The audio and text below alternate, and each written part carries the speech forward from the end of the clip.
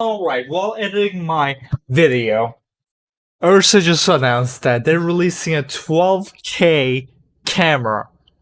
While Canon was like, oh, here's our 8K DSLR camera coming out, URSA just came over, just like took out their ball sack and just like slammed it on the table. I mean, this is insane. 12K camera for only $10,000. Like, no, I don't think any other camera does it. It's an 80 megapixel camera. And the weird thing is it's a Super 35 sensor, so putting 80 megapixels on there is kind of insane. But you know what? Urso is doing it. But you might be asking yourself, who is this camera for?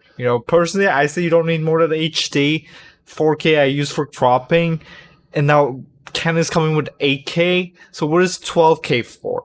First of all, if you're a nature videographer, this is amazing.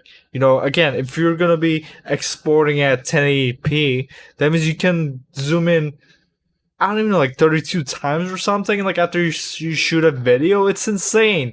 And also, people who are